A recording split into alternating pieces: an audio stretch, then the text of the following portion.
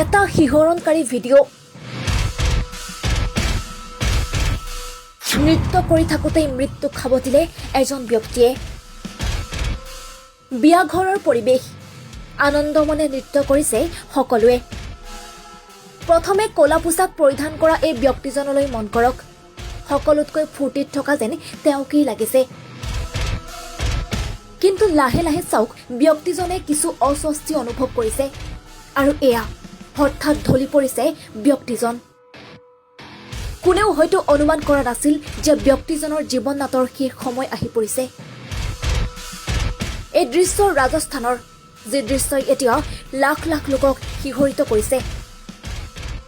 ক্ৰমাৎ দেশত এনেদৰে বৃদ্ধি পাইছে হৃদৰোগত আক্ৰান্ত ৰোগীৰ সংখ্যা